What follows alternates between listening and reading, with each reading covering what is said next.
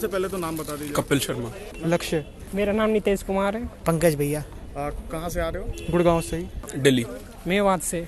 पटौदी से भैया। ये पहला अटेम्प्ट है जीपेट का? हाँ जी। नहीं, सेकंड अटेम्प्ट है। फर्स्ट अटेम्प्ट है। नहीं सेकंड अटेम्प्ट है भैया। अच्छा, हाँ जी। तो पहला अटेम्प्ट में क्या हुआ था? पहले अटेम्प्ट में क्वालिफाई था, लेकिन रैंक मेरी 6000 अप्रोक्स थी, तो मैं इस बार थोड़ा सा रैंक ऊपर करने के लिए दोबारा जीपैट दे रहा हूँ। तो जीपेट के लिए कहीं से प्रिपरेशन की है? नहीं करी, खुद से कर रहे हैं। नहीं, सेल्फ स्टडी है।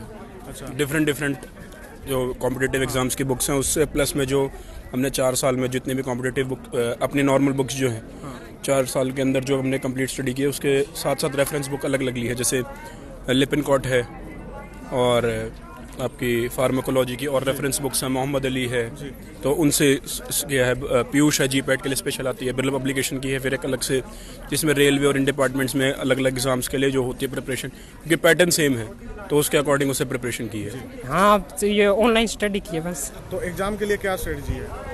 एग्ज़ाम के लिए स्ट्रैटेजी ये है कि भाई जो मेजर सब्जेक्ट्स हैं वो पढ़ के जाएँ, उसके बाद बाकी पहले मेजर सब्जेक्ट्स पढ़ के जाएँ, बाकी माइनर पे ज़्यादा ध्यान ना दें। जैसे लास्ट टाइम एग्जाम हुआ था तो फार्माकोलॉजी और मेड केम के ऊपर ज़्यादा थोड़ा था कि उसके अगर आप क्वेश्चंस देखो तो थोड़े हार्ड लेवल के थे, तो फोकस ज़्यादातर उसके ऊपर ही है कि फार्माकोलॉजी, मेड केम, साथ में मैनेजमेंट और कोग्नोसी उसके साथ साथ। बस फर्स्ट टाइम पे टॉप करना है। स्ट्रेटजी अच्छी है थोड़ी सी, मैं नाइपर के लिए प्रिपरेशन की थी तो थोड़ा सा मेरा है।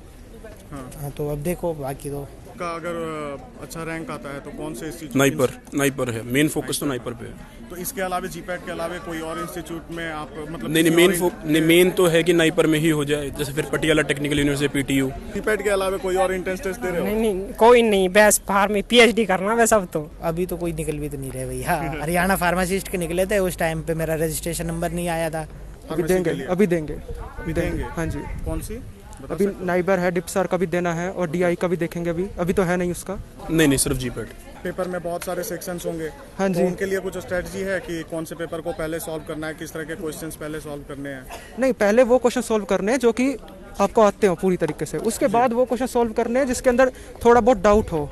उस बाद जो आपको नहीं आते, थोड़ा बहुत डर लग रहा है, उनको चेक करने की जरूरत ही नहीं है। बिल्कुल है, कोलोजी की क्लासिफिकेशन ऑलमोस्ट डन है। सब्जेक्ट वाइज क्वेश्चन आएंगे, कॉलम आएंगे, कॉलम लिखा होगा। आप उनको कैसे सॉल्व करोगे? मतलब कौन सा सेक्शन पहले आप कुछ सोच के आए होगे ना? कोलोजी में सबसे पहले जाऊंगा, उसके बाद शूटिक्स, उसके बाद अदर्स क्वेश्चन, लास्ट में मैं केमिस्ट्री प्रिपेयर करूंगा। तो लॉकडाउन में क्या इफेक्ट पड़ा आपकी तैयारी पे?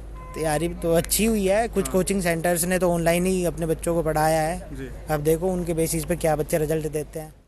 ये हमारे साथ हैं विमलेश सिंह जी, जो कि यहाँ पे इंचार्ज हैं। क्या सामान लेकर के अंदर जाना है, क्या नहीं लेकर जाने देना है, किनको मास्क देना है और किनको एंट्री देना है, ये सारा इन्हीं के जिम्मे में है। आइए इनसे बात करते हैं कि क्या क्या सामान ये लेकर के अंदर जाने देते हैं और क्या नहीं लेकर जाने देते हैं और क्या क्या प्रोसेस होता है यहाँ से जाने के बाद। सबसे पहले तो आप बताइए कि क्या यहाँ से लेकर के अंदर जाने की अनुमति होती है?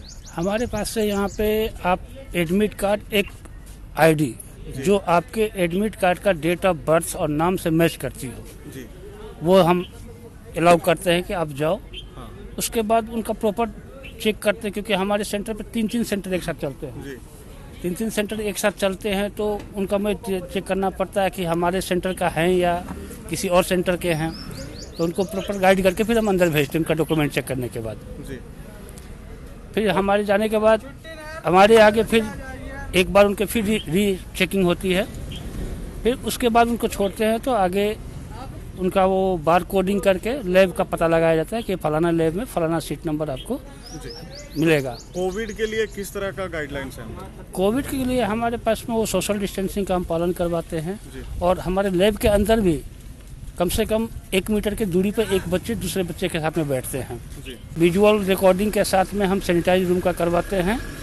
उसके बाद फिर हमारे वो TCS वाले एक बार जाके सेटिस्फाई हो जाते हैं कि नहीं सही से सैनिटाइज हो गया है। उसके बाद फिर हम बच्चे को इधर से रिलीज करते हैं कि ठीक है अब आप अंदर जाओ। कितने लोगों की कैपेसिटी है अंदर, मतलब एग्जाम देने की एक बार में कितने लोगों के लिए व्यवस्था की जाती है एग्जाम में बैठने की? हमारे पास एक बार में 800 स्टूडेंट एक साथ एग्जाम दे सकते हैं। तो अभी कितने बच्चों के लिए अंदर व्यवस्था है? अभी तो हमारे पास में आज के डेट में 278 ही बच्चे हैं, 278 बच्चे ही गए हैं अंदर एग्जाम देने के लिए। अच्छा, और अगर कुछ टेक्निकल किसी तरह का प्रॉब्लम होता है तो उसके लिए, जैसे ऑनलाइन एग्ज़ाम हो रहा है तो टेक्निकल प्रॉब्लम होता होगा, तो उसके लिए आपके पास कोई होते हैं जो कि इसका सॉल्यूशन? वो हमारे पास वो होते हैं टेक्निकल, मतलब आईटी स्टाफ हैं।